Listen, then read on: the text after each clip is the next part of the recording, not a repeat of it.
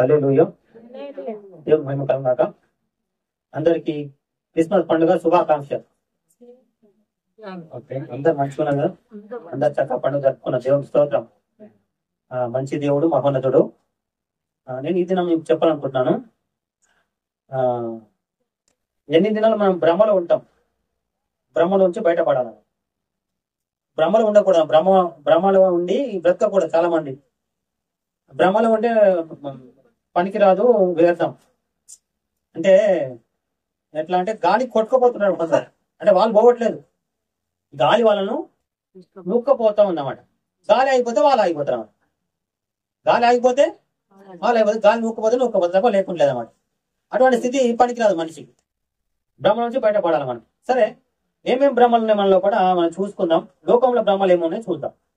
లోకంలో ఉన్న భ్రమ ఏంటిది, నీలో ఉన్న భ్రమ ఏంటో కూడా చూసుకోండి. నాలో ఉన్న భ్రమ, నీలో ఉన్న భ్రమ అంటే ఒక భ్రమ అనమాట. మనుషులు ఒక భ్రమలో ఉన్నమాట, నిజం కాదు, నిజంలో లేరు, ఒక భ్రమపడుతున్నారు అన్నమాట. అంతే, ఇది ఇట్లనే ఉండొచ్చు, ఇట్లా జరిగింది అనుకోవచ్చు అనుకుంటూ ఒక భ్రమలో ఉన్నారు.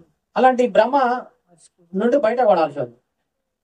సరే, ఇది ನಮ್ಮ వాక్యం చూద్దాం. మత్తయి సువార్త 2వ అధ్యాయం 1 నుంచి 11 చదువుకున్నాం. ముందు మనం రాజైన హేరోదు దినములందు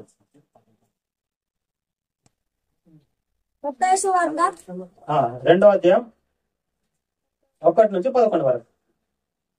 రాజైన హేరోదు దినములందు యూదయ దేశపు బెత్లెహేములో యేసు పుట్టిన పిమ్మట ఇదిగో తూర్పు దేశపు జ్ఞానులు యెరూషలేమునకు వచ్చి యూదులకు రాజుగా పుట్టిన వాడు ఎక్కడనున్నాడు, తూర్పు దిక్కున మేము ఆయన నక్షత్రమును చూచి ఆయనను పూజింపవచ్చిమని చెప్పిరి.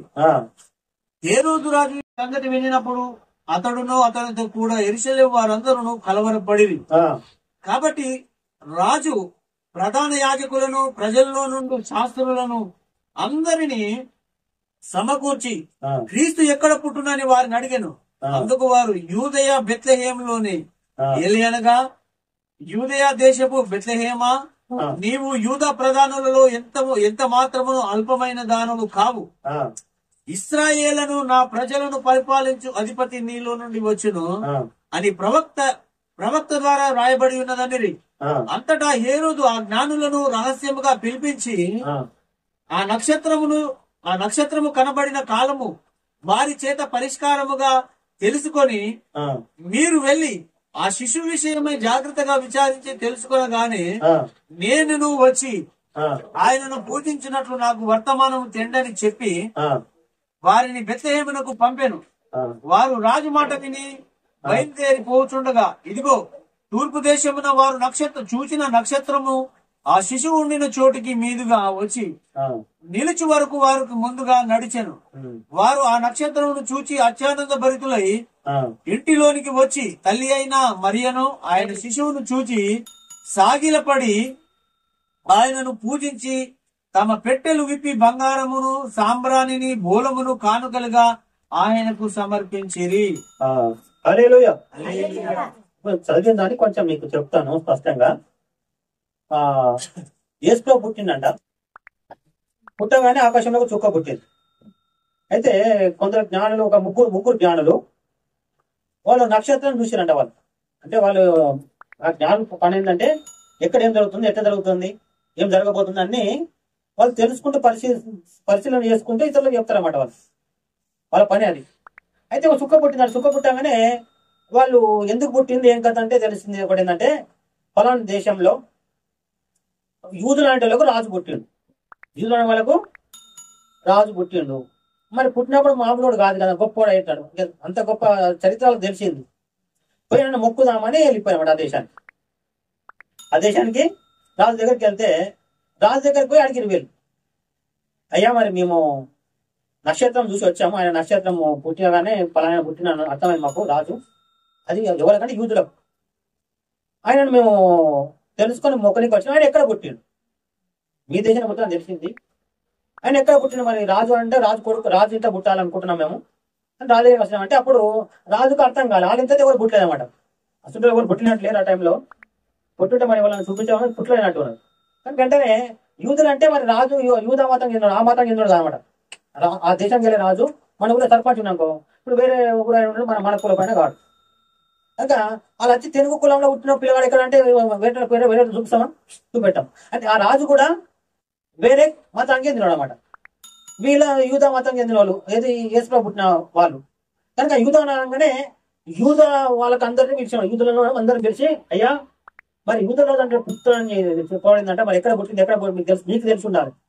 అంటే మీ ఏరియాలో పుట్టినట మీకే తెలిసి ఉండగా వాళ్ళు ఎంటర్ చేసినట్టు ఇటువంటి పుస్తకాలు తీసుకొచ్చారు. ఇటువంటి పుస్తకాలు తీసి చదివి చెప్పిరంట. ఏమని?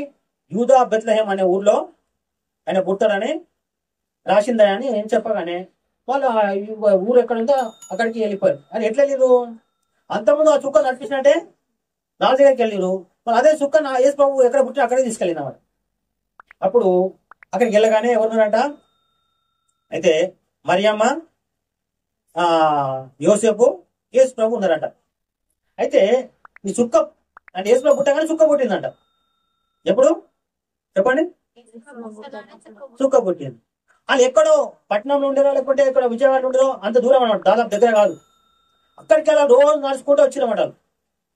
ఏనుగుల మీద లేకపోతే అది ఒంటెల మీద ప్రయాణం వచ్చినమాట. అంటే దాదాపు 2 ఏళ్ళు పట్టిందంట అప్పటికి అది నడుచుకుంటూ వస్తే. అప్పటికి యేసు ప్రభు పశువుల పాకలు లేడు. ఈ జ్ఞానం వచ్చినప్పటికీ వేరే చోట ఉన్నాడు, ఎక్కడో ఒక చోట ఉన్నాడు. అదే ఊళ్ళో ఉన్నాడు అన్నమాట. వాళ్ళ సొంత ఊరు అది, అదే ఊళ్ళో ఉన్నాడు. అయితే పోయి చూసి మొక్కి బంగారము, సాంబ్రాణి, బోలము, కానుకలు సమర్పించి మొక్కి వెళ్ళిపోయాడు.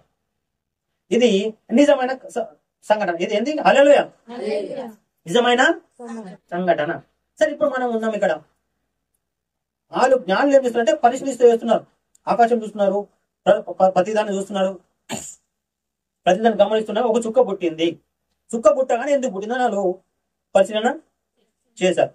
చేస్తే యూదుల రాజు అనే ఒక ఆయన పుడతాడు, పుట్టినప్పుడు చుక్క పుడుతుంది అని ఎక్కడో ఒక చోట రాసిన ఇటువంటి పుస్తకంలో అంతకుముందే రాసి ఉంది.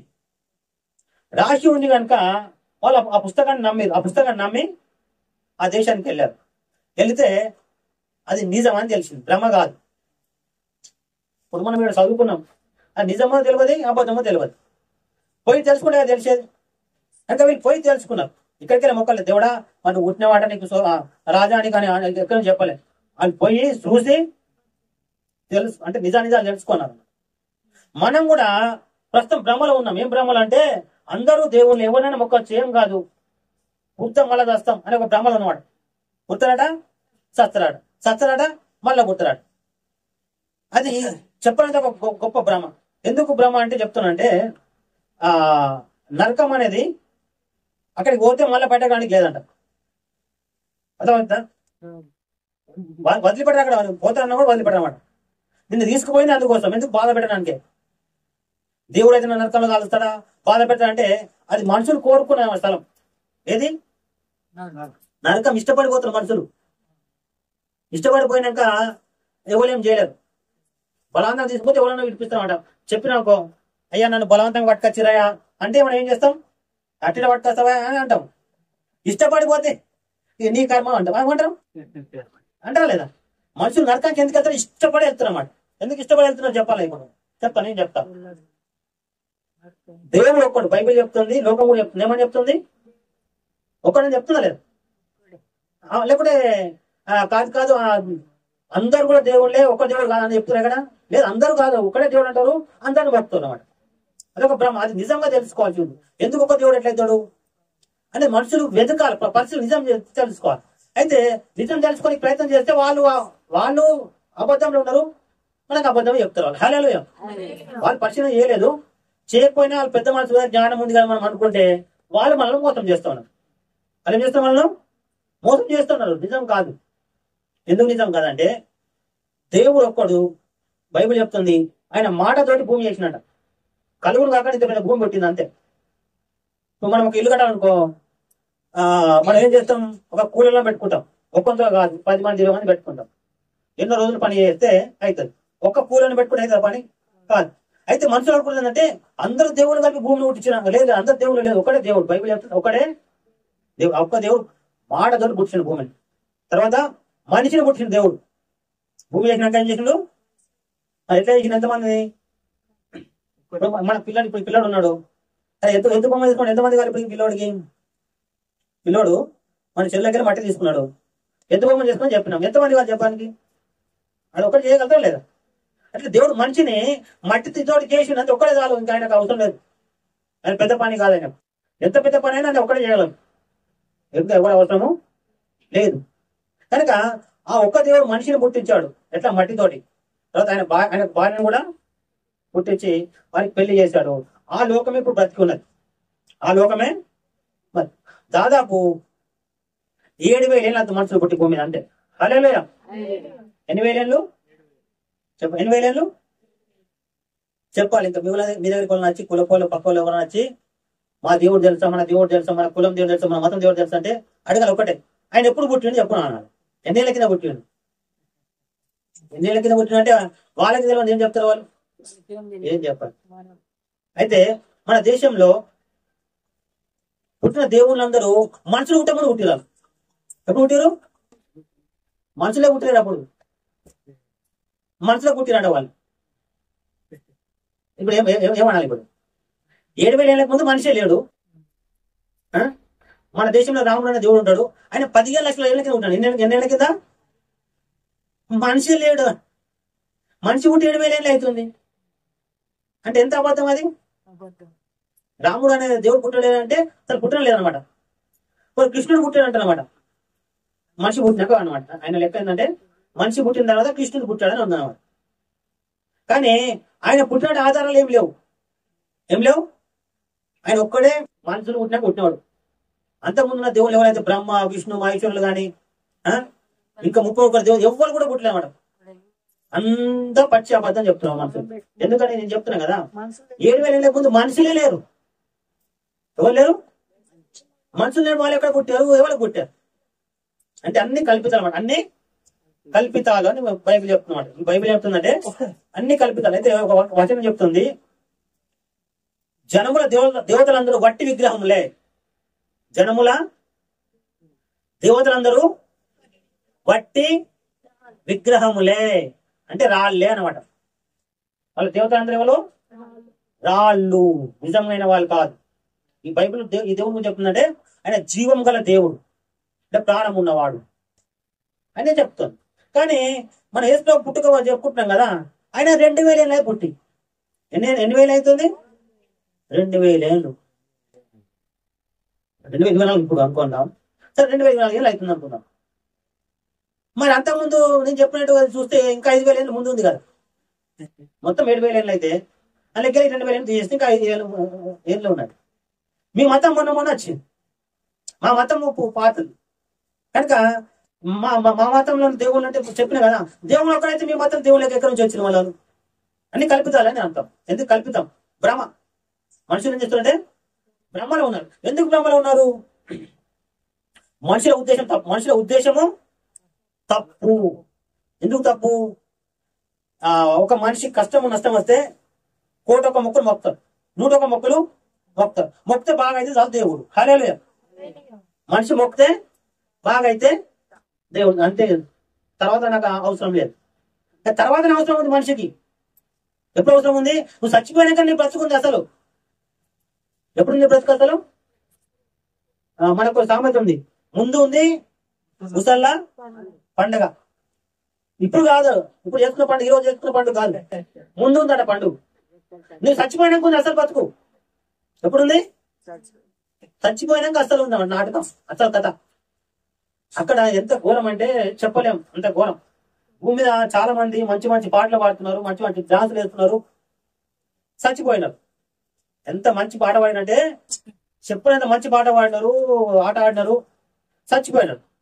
చచ్చిపోయినాక అస్సలు నాటకం మొదలైంది. అసలు నాటకం మొదలైంది. ఇప్పుడు ఆడమంటే ఎందుకు ఆడు? భూమి ఉన్న పాడినావు కదా, ఇప్పుడు ఆడమంటే నిజం తెలిసింది. నేనా ఎందుకు ఆడవు అంటే నరకం వైపు ఉన్నాడు. నరకంలో భూమి మొక్కిన దేవుడే ఆయన ఎదురుగా ఉన్నాడు. భూమి మొక్కిన దేవుడే నరకం అతను ఎదురుగా ఉన్నాడు. నిజం తెలిసింది. నిజంగా నేను మొక్కిన దేవుడు కాదు, నిజంగా నేను అనుకున్న దేవుడు మొక్కిన దేవుడు కాదు, అనుకున్న దేవుడు కాదు, ఆ రూపమే లేదు. నేనే వాడంటాడు, నేనే. నువ్వు ఎట్లా ఉన్నావు అంటే ఆడు ఎట్లా అంటే అందంగా ఉన్నాడు, ఆడు మొత్తం నల్లగా బొక్కలు తేలి ఉన్నాడు. ఏమైంది నీకు అంటే వేషం వేసుకునేవాడు భూమి మీద ఉన్నప్పుడు, వేషం వేసుకుని కనబడ్డాడు. అందంగా కావాలని నువ్వు మొక్కుతా ఉన్నావు, పూజిస్తూ ఉన్నావు. ఇస్తే చాలు, దేవుడు మొక్కితే వరం ఇస్తే చాలు దేవుడు అన్నావు. ఇంతకంటే ఏం కావాలి అంటే ఇంత వాదన, అంతకంటే ఏం కావాలి? అంతకంటేనే కావాలి మనిషికి. ఏం కావాలి? అంతకంటే నిజం కావాలి. చచ్చిపోయినాక నువ్వు ఎవరు ఎక్కడికి వెళ్తావు? నీకు నిజం కావాల్సింది చచ్చిపోయినాక ఏమిటిది అనేది కావాలి, బ్రతుకున్నప్పుడు కాదు.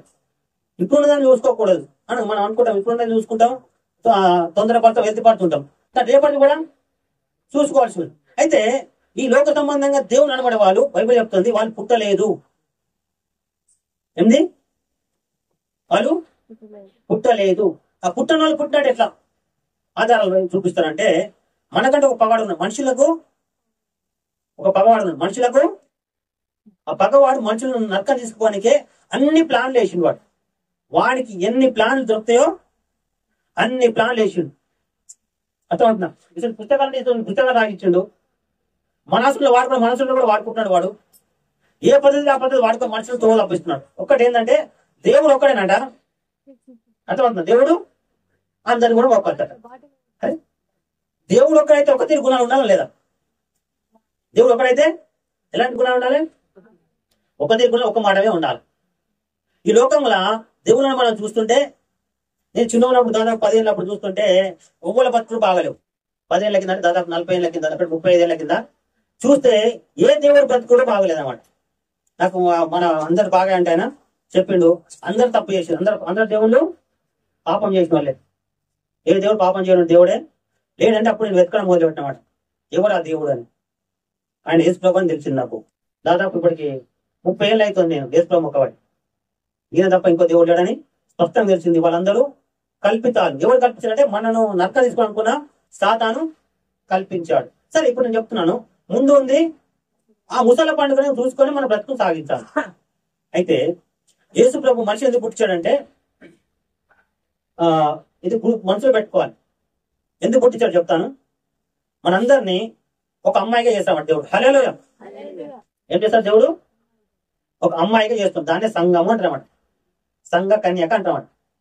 ప్రస్తుతం ఒక ఇల్లు ఎట్లా కడతామంటే, ఇటుకలు పేర్చి లేకపోతే రాళ్ళు పేర్చి కడితేనే అది ఇల్లు అవుతుంది. అట్లే మన ఇదొక భాగం, ఇదొక భాగం. మన ప్రతిదీ మన చెయ్యి కానీ కాలు కానీ కలిపితే ఒకటే కాదు, కోట్ల భాగాలు ఉంటాయి మన లోపల.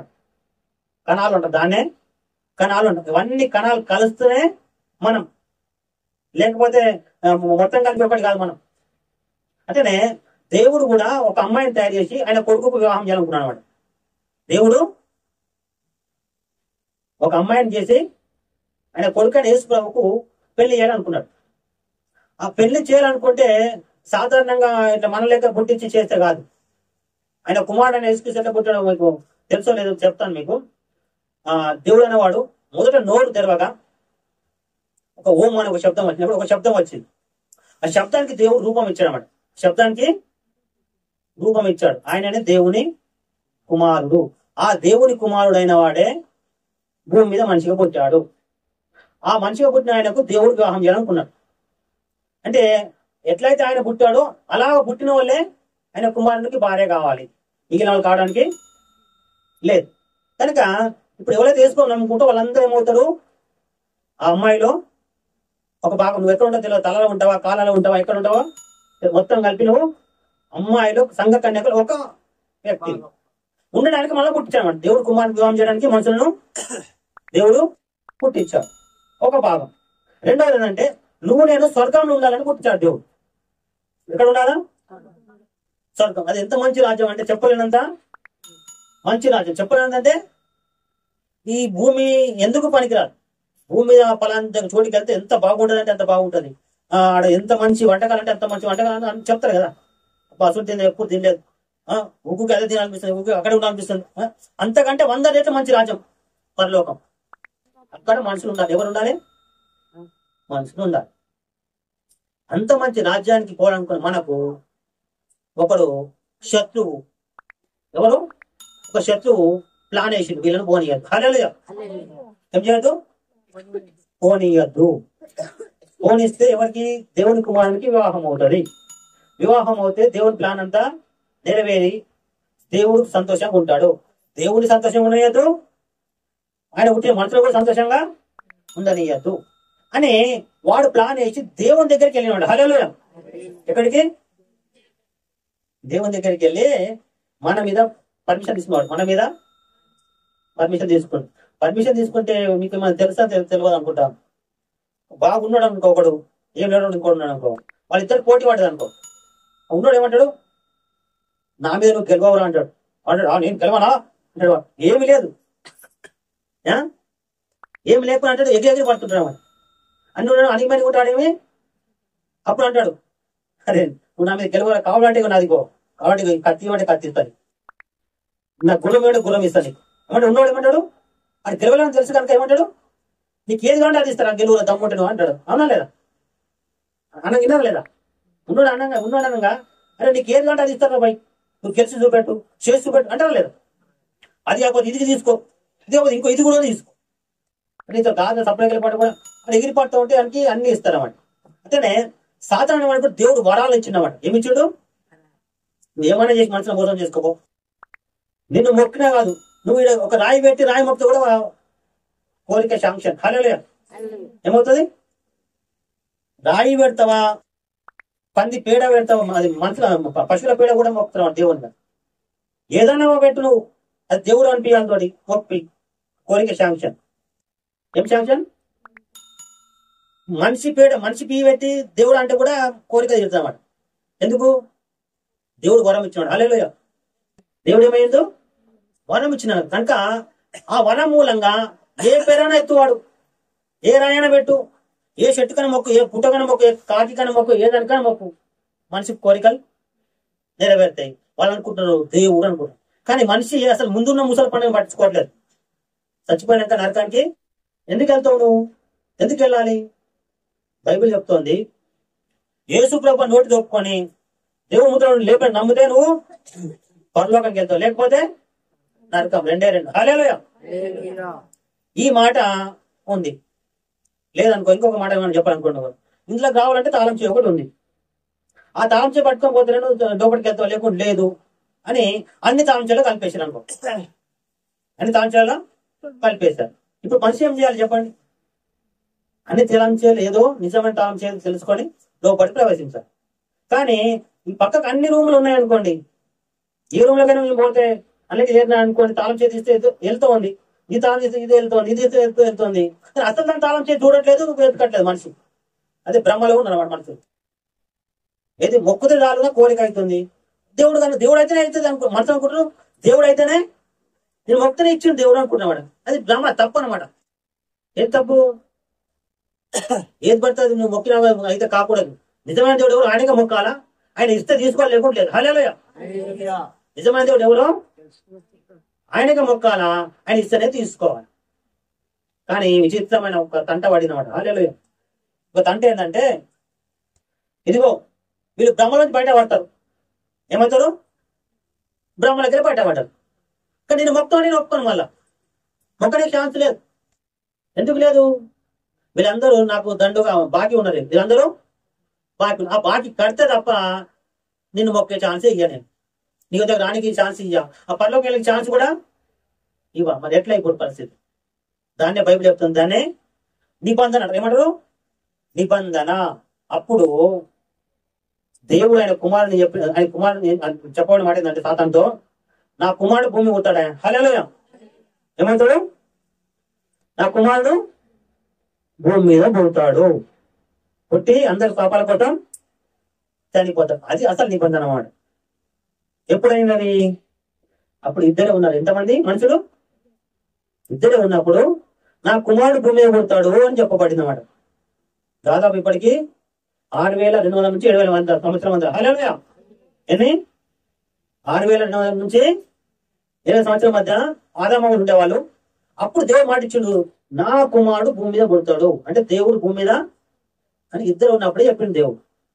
అందుకోసమే యేసు భూమి మీద మనిషిగా పుట్టాల్సి వచ్చింది. యేసు ఎక్కడ పుట్టాల్సి వచ్చింది? అంటే దీన్ని బట్టి చూస్తే దేవుడు ఒక్కసారి మాత్రమే మనిషిగా పుట్టిండు. హల్లెలూయా. దేవుడు ఒకే ఒక్కసారి మనిషిగా పుట్టిండు. అది ఎవరి కోసం? నిబంధన. సాతానుకు దేవుడికి నిబంధన బట్టి పుట్టాడు. కానీ చాలా ఘోరం తెలుసా నిబంధన. హల్లెలూయా. ఎంత ఘోరం అంటే కయ్య కింద ఏమంటారు అయ్య మీద అయ్య కింద పయ్య మీద అయ్య కింద బండి మీద ఎక్కిండు కానీ కాదు సరే బండి కింద ఆయన పయ్య కింద బండి ఆయన మీద అయింది.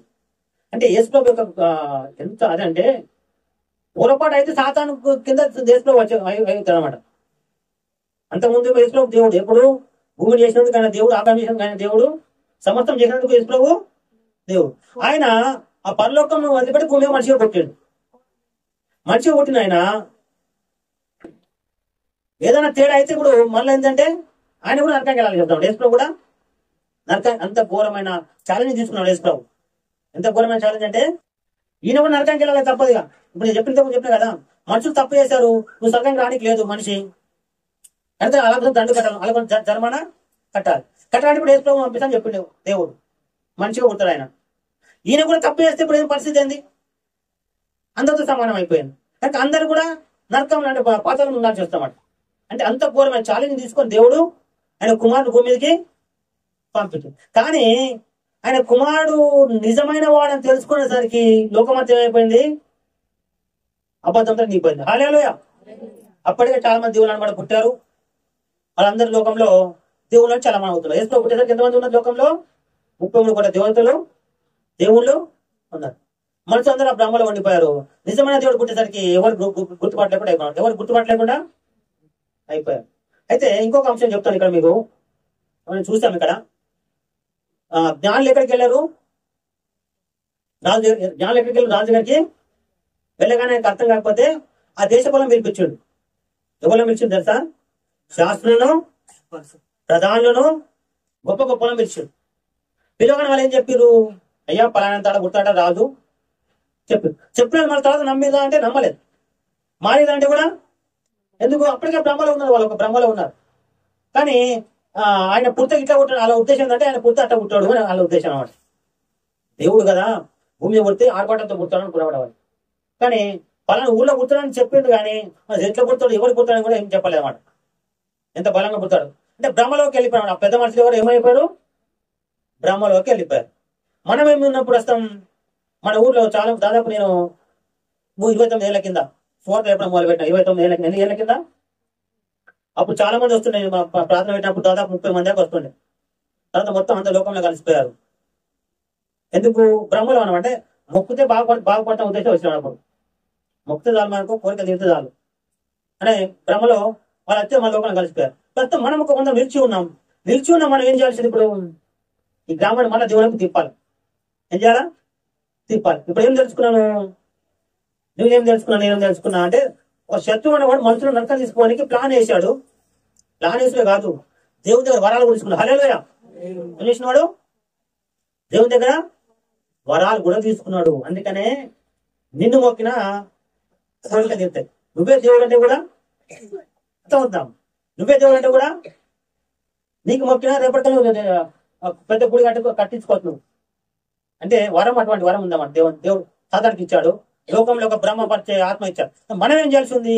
నిజమేమిటో అబద్ధం ఏమిటో తెలుసుకోండి. సాధారణం కాదు. ఉపవాసాలు కన్నీటిలో విడవాల, ఉపవాసం ఉండాలి, కన్నీరు. దేవుడు మొక్కిన వాళ్ళకు మంచి జరగడం లేదు, మంచి జరగాలని కూడా హల్లెలూయా లేదు. ఏమి ఇవ్వకపోయినా సరే నిజమైన దేవుడు ఆయన మొక్కాలి. అదే పుణ్యం. పుణ్యం అంటే ఏంటిది? పుణ్యం ఎలా వస్తుంది? మంచి పనులు చేస్తే కాదు. నిజమైన దేవుడు ఎవరు? ఆయన మొక్కనే పుణ్యం వస్తుంది. ఆ పుణ్యమే నేను స్వర్గాన్ని తీసుకెళ్తాను. కానీ నువ్వు ఆ దేవుడు ఈ దేవుడు అందరిని మొక్కి బాగా పైకి వచ్చి కూడా ఉన్నంత బాగా సంపాదించుకొని చనిపోతే అది పాపంగా ఉంటది. ఏది పాపంగా ఉంటది? పుట్టించిన దేవుని కాకుండా ఎవరు పట్టాను మొక్కడం పాపము. నువ్వు ఎంత మంచిదన్నా గాయగా, నువ్వు నేను ఎంత మంచిదన్నా ఆ పాపం నేను నరకాన్ని తీసుకెళ్తాను. ఎన్నేళ్ళు ఉంటావు నరకంలో? పొరపాటున కూడా బయటకు రావు. కనుక ఆ నరకంలో కాలే కంటే ఇక్కడే ఆకలికి అలమటించి నీకు బట్ట లేకున్నా సరే తినలేకుండా సరే అందరు తూ అని ఉంచినా సరే హల్లెలూయా.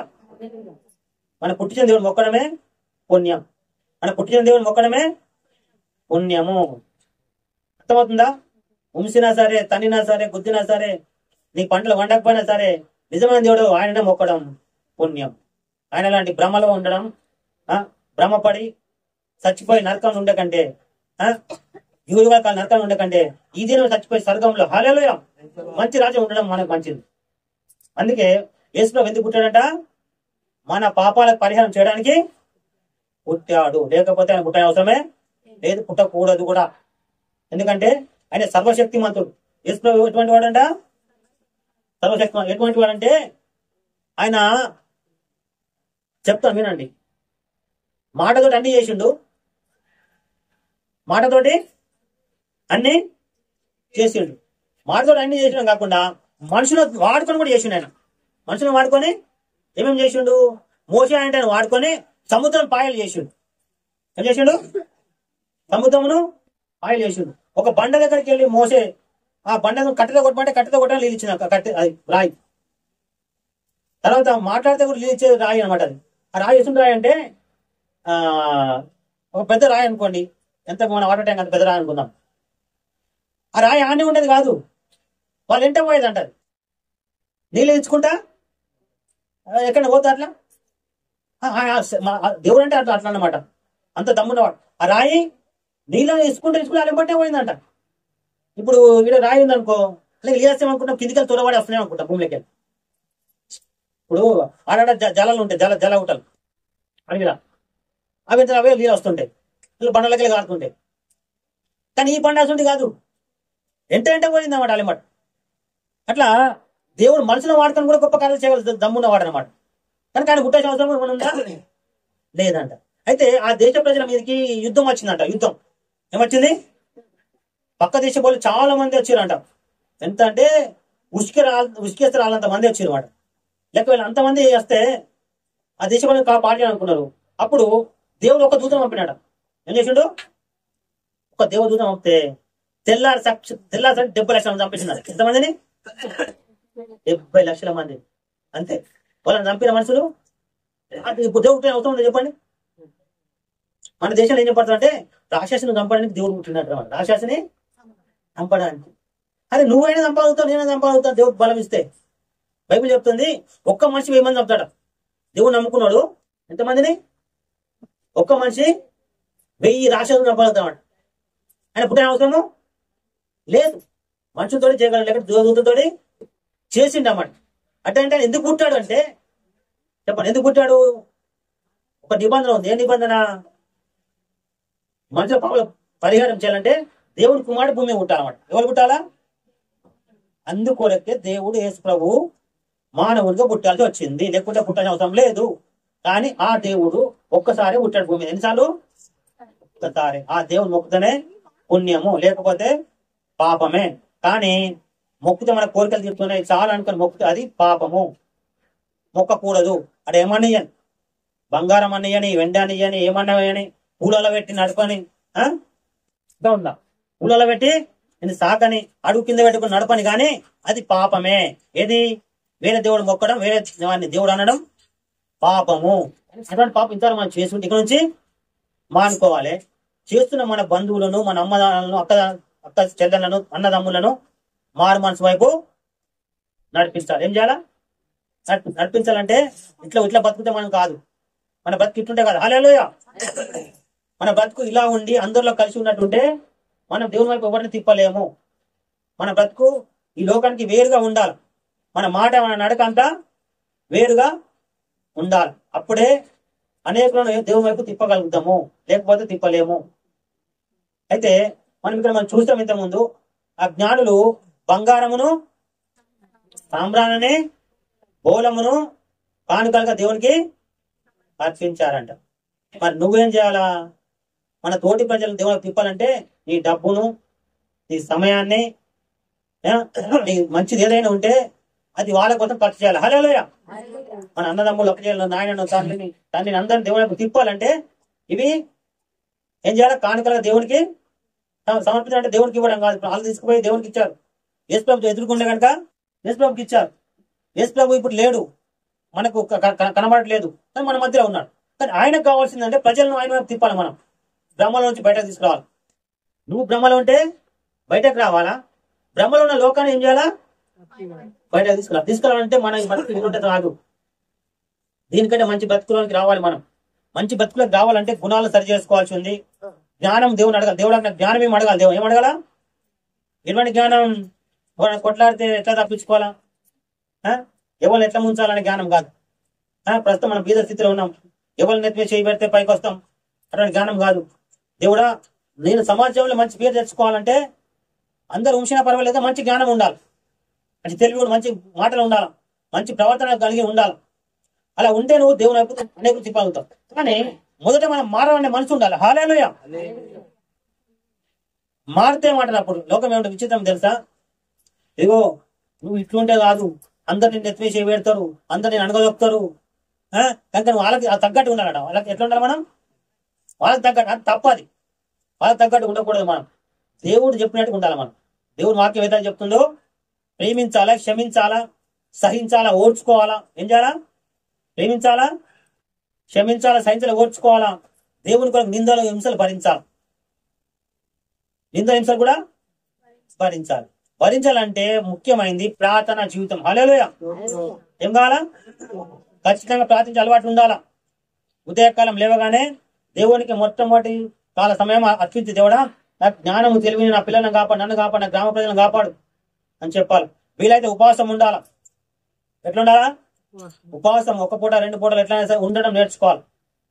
ఉపవాసం ఉండి వాళ్ళ కోసం ప్రార్థించాలి. అయితే మొదట నిన్ను నువ్వు కట్టుకోవాలి. ఏం చేయాలా? నిన్ను నువ్వు కట్టుకోవాలంటే ఈ వాక్యం ఎక్కువ చదవడం నేర్చుకోవాలి. ఎవరైనా అడిగితే చెప్పాలి. ఏం చెప్పాలా? ఈ వాక్యం చెప్పాలి. ఎంతమంది మన జ్ఞానులు రాజు దగ్గరికి వెళ్ళారు. ఎట్లా వెళ్ళారు అంటే ఇటువంటి ఒక పుస్తకం చదువుకురు వాళ్ళు. ఆకాశం నక్షత్రం పుట్టగానే అరే ఈ నక్షత్రం గురించి ఏ పుస్తకం ఉంది అని ఆ పుస్తకాలు చదవడం మొదలు పెట్టారు. ఒక పుస్తకం దొరికింది. ఆ పుస్తకం పలానా దేశంలో పలానా కోసం పుట్టినని చెప్పింది. మళ్ళీ ఆడిపోయిన మళ్ళీ ఇంకో పుస్తకం తీసుకొచ్చారు వాళ్ళు. ఏం చేసారు వాళ్ళు? ఇంకో పుస్తకం తీసుకొచ్చి చూసి యూదయ దేశం బెత్లెహేములో పుడతాడని అని చెప్పారు. అట్లా నువ్వు కూడా వాళ్ళని అడిగితే కూడా చెప్పడానికి నీకు ఉండాలి. అంటే నువ్వు చదవవు, వినవు, మనసుకు పెట్టవు, ఏదో నేను నమ్మిన స్వర్గానికి పోతే చాలు. హల్లెలూయా అనుకుంటే స్వర్గానికి వెళ్ళవు. హల్లెలూయా. స్వర్గానికి పోతే చాలు అనుకుంటే మాత్రం పొరపాటున కూడా స్వర్గానికి వెళ్ళలేవు. అర్థందమ్మా. నేను మంచిగా బతుకుతున్నా, యేసు ప్రభువుని మొక్కుతున్నా, నేను స్వర్గానికి వెళ్తాంటే కాదు. ప్రార్థన లేదు, వాక్యం లేదు, నువ్వు స్వర్గానికి వెళ్ళలేవు. నువ్వు చచ్చిపోయిన శవం అనమాట. నువ్వు ఎవరు? మనకు చాలా సార్లు అన్ని తెలుసు. ఈడ ఏళ్ళు పెట్టి చూస్తారు, తప్పు లేదు. ఈడ పెట్టి చూస్తారు, తప్పు లేదు. చేయబట్టి చూస్తారు, తప్పు లేకపోతే తీసుకుపోయి పాతి పెట్టాలి, వాసన వస్తుంది లేకపోతే అంటారు. అట్లనే నువ్వు ప్రార్థన చేయవు, వాక్యం చదవవు, మంచి స్థితిలో లేవు. లేనప్పుడు దేవుడు ఏమంటాడు? ఈమెను భూమికి పంపేయాలనుకుంటాడు అనమాట. ఈమెను ఏం చేయాలి? భూమి మీద పంపేయాలి. లేకపోతే ఈమె మూలంగా అందరు చేరిపోతారు, లేకపోతే పాడైపోతారు. ఈమె చర్చి మన మంచి చర్చికి వెళ్ళి రావడానికి పక్కలు కూడా ఆమెకు మంచిగా అనిపించాలి, మాకేం మంచిగా అనిపిస్తుంది అనుకుని ఏం చేస్తారు వాళ్ళు కూడా చర్చి. అటువంటి స్థితి నీ మూలంగా రాకూడదు. అందుకే బైబిల్ చెప్తుంది, అసుంటుల కట్ట మెడకు ఇసురాయి తెలుసు కదా. అప్పుడు అసలు రాయి కంటే సముద్రంలో పడాలి, సముద్రం పడాలి. అసుంటలో ఇసురాయి మనం ఇంత తిప్పుకునేవి అప్పుడు ఉండే, ఒకప్పుడు ఇప్పుడు లేవు. అసలు రాళ్ళు కట్టి మళ్ళీ శవం కూడా పైకి రాసి లేకుండా నది సముద్రం సావాలంట. అటువంటి నీ మూలంగా వేరే వాళ్ళు, నా మూలంగా వేరే వాళ్ళు ఏం కాకూడదు, విశ్వాసంలో భ్రష్టులు కాకూడదు, చర్చికి మానిపోయే స్థితి ఉండకూడదు. కనుక ఈ స్థితి ఏది అంటే నువ్వు జ్ఞానం కలిగి ఉండాలి, వివేకం కలిగి ఉండాలా. ఎక్కువ ప్రార్థన, ఎక్కువ వాక్యం ఉంటేనే నువ్వు పరలోకం వెళ్తున్నా. లేకపోతే ఇక నేను యేసు ప్రభువుని మొక్కు ఇంకేదో మొక్క అనుకుంటే మాత్రం కూడా పొరపాటు వెళ్ళలేవు. బైబిల్ అదే చెప్తుంది. అందుకే మీరు శోధన ప్రవేశించుకున్నట్టుగా మెలకువగా ఉండి ప్రార్థన చెయ్యాలి. నువ్వు మెలకువ కలిగి ప్రార్థన చేయలేకపోతే, అంటే మెలకువ ఎందుకు ఉండాలంటే శోధన వస్తుంది అన్నమాట. ఏదో ఒక కష్టం, ఏదో ఒక బాధ వస్తుంది. పక్కలు అంటారు నువ్వు అంత మొక్కుతున్నావు దేవునికి, నీకు మంచిగా అనిపించిందా, నీకు ఏం మంచిగా ఎందుకు మొక్కుతావు దేవుని అంటే అనమాట. అది చెప్పాలి కదా. మనం ముందు ముసలి పండుగ అమ్మా, ఏం చెప్పాలి వాళ్ళకు? ముందు ముసలి చచ్చిపోయినాక అసలు జీవితం ఉందమ్మా, ఇప్పుడు కాకపోవచ్చు కానీ ఆ దేవుని మొక్క మాకు మంచిగా అనిపించకపోవచ్చు, కానీ చచ్చిపోయినాక మాకు సుఖం ఇస్తాడు ఆయన. చనిపోయినాక ఏమిస్తాడు? 2 ఏళ్ళు కోట్ల ఏళ్ళు మళ్ళీ పొరపాటున కూడా ఆడికి పోతే రావాలనిపించదు నీకు. ఎంత మంచి రాజ్యం అంటే స్వర్గం. ఆడికి పోతే పొరపాటు నువ్వేసినా కూడా రావు, బయట మెడపాటు నువ్వేసినా కూడా అంత మంచి రాజ్యంలో మళ్ళీ భూమి కుట్టాలనుకుంటావాడు. ఏం చేయాలనుకుంటున్నా? ఇన్ని రోజులు మనం సాధించినావా? చచ్చిపోతే మనం విసిరిపోయి మళ్ళీ అష్టం మళ్ళీ ఎప్పుడు అనుకుంటా. ఇంతకుముందు మా తాత ముత్తాత కానీ మీ తాత ముత్తాత కానీ ఇక బిడ్డ నేను పలానా పని ఇచ్చినట్టు పోతానా మళ్ళీ కూడా చేస్తా అన్నాడు ఎప్పుడన్నా? ఎవడన్నా పుట్టి చేసినట్టుగా అరే పలానా అయినా కావచ్చు 50 ఏళ్ళకి చచ్చిపోయి ఆ పని చేస్తున్నా అన్నానికి ఉందా? లేదు, అబద్ధం అమ్మ అది. మళ్ళీ పుట్టే పొరపాటున కూడా లేదు. స్వర్గానికి వెళ్తే మాత్రం పొరపాటు రావాలని అనుకోను కూడా అనుకోకూడదు. నరకానికి వెళ్తే మాత్రం నేను విడి ఉండా అని మొత్తుకుంటావు, కానీ పోనిస్తాడు వాడు ఉండడు, పొరపాటున కూడా ఉండడు. ఈడంటే అన్ని పద్ధతులు ఉన్నాయి. చచ్చిపోవచ్చు, ఏదైనా బాధ పెట్టిన అత్త బాధ పెడితే కోళ్ళ బాధ పెడితే సులభంగా చచ్చిపో అవునా లేదా? పలానా వాళ్ళ అత్త బాధ పెట్టినారు చచ్చిపోయింది, కోళ్ళ బాధ పెట్టినా చచ్చిపోయి, కొడుకు బాధ పెట్టిన అవునా అంటారా లేదా? కానీ అక్కడికి పోయినాక నరకంకి వెళ్ళినాక ఆ నరకం విసిడిపోతామంటే ఓడి పొరపాటున కూడా. ఈయనేమో మార్గాలు ఉన్నాయి, అంటే మార్గాలు లేవు. స్వర్గం ఉందనుకో, స్వర్గంకి వెళ్ళినాక ఓడు కూడా పొరపాటున పొమ్మన్నాడు పోవు, నువ్వేసినా పోవు. అంత మంచి రాజ్యం కనుక మళ్ళీ పుట్టనే ఛాన్సే లేనప్పుడు ఇప్పుడే జ్ఞానము వివేకం తెలివి ఏదైతే సంపాదించుకోవాలి. ఆ జ్ఞానంలో ఇచ్చినట్టుగా ఏది గోళము బంగారము సాంబ్రాణి ఆయనకు సమర్పించి మొక్కిరట ఆయనకు. అట్లా నువ్వు కూడా దేవుడికి ఏం చేయాలా? నీ బతుకు నీ జీవితం అంతా దానదత్తం చేసినా పర్వాలేదు, నష్టం లేదు. దేవునికి అన్న ఉన్నది ఇచ్చినా కానీ వాళ్ళు ఉన్నది తీయలేదు, వాళ్ళు మొయ్యగలని తీసుకొచ్చారు, దేవునికి ఇచ్చారు. అంటే నీతో శాతనైతే మట్టుకు దేవుని సేవకు దేవుని పనికి తోటి ప్రజల రక్షణ కోసం దేవునికి ఇవ్వడం నేర్చుకోవాలి. అవి ఇస్తే దేవుడు మనల్ని చనిపోయినాక దీవిస్తాడు. భూమి మీద ఉన్నప్పుడు దీవించవచ్చు, లేకపోతే లేదు. దీవించినట్లు ఉంది బైబుల్లో. ఆ దీవెన ఒకవేళ దొరికినా దొరకకపోయినా ఏం చేయాలా? చనిపోయినాక దొరుకుతుంది బహుమానం. అందుకే బైబిల్ చెప్తుంది మీ ధనమును పరలోకంలో దాచుకోండి. హల్లెలూయా. అక్కడ చిమ్మట కొట్టదంట, తుప్పు పట్టదు. అక్కడికి పంపించండి అంటారు డబ్బును. అక్కడ డబ్బు ఎట్లా పంపిస్తాం అంటే వీలైతే దాన ధర్మం చేయడం నేర్చుకోవాలి, స్వార్థ పరిచయం చేయడం నేర్చుకోవాలి. అట్లా మన డబ్బును పరలోకం పంపించచ్చు అన్నమాట. మనం చచ్చిపోతాం వాటి కనుక అక్కడ మనవి ఉంటుంది భద్రంగా. అలాంటి స్థితి మనకు కావాలి. అయితే ఈ పండుగ సందర్భంగా మీకు చెప్తుందంటే మళ్ళా సంవత్సరం ఈ పండుగ వరకు మన సంఘం దాదాపు 50 మంది కావాలి. హల్లెలూయా. మరి బ్రహ్మలో ఉన్న మనం బయటపడాలా, బ్రహ్మలో ఉన్న ప్రజలను బయటకు తీసుకురావాలి. దేవుడు నేను అడుగుతున్నాడు ఈ దినం, మరి నువ్వు బ్రహ్మలో నుంచి ఎప్పుడు బయటపడతావు? ఈ భక్తి సరిపోదు. హల్లెలూయా. ఈ గ్రామంలో ఈ మాటలు, ఈ ప్రవర్తన, ఈ నడక పడక ఏం సరిపోదు. దీన్ని మించిపోవాలి మన బతుకు. మన ప్రవర్తన కానీ మాట కానీ ఏదైనా సరే క్షమించాలా, ప్రేమించాలా, సహించాలా, ఓర్చుకోవాలా. అందరు తూ అని విషయం పర్వాలేదు, తిననీకి లేకున్నా పర్వాలేదు. మంచి బతుకు, మేలుకరమైన బతుకు, దేవుడు మెచ్చుకోగల బతుకు బతకాలా, అనేక దేవుని వైపు తిప్పాలి. తిప్పితే ఈ పండుగకు అర్థం అనమాట.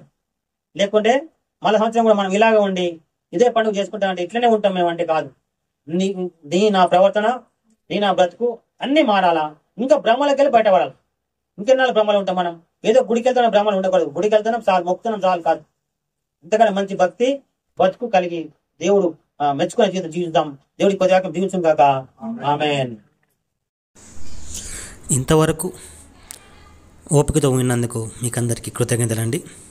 ఇంతవరకు నా ఛానల్ సబ్స్క్రైబ్ చేసుకోకపోతే దయచేసి సబ్స్క్రైబ్ చేసుకోండి, లైక్ చేయండి, షేర్ చేయండి. ఇంకా లేటెస్ట్ వీడియోల కోసం బెల్ ఐకాన్ మీద క్లిక్ చేయండి.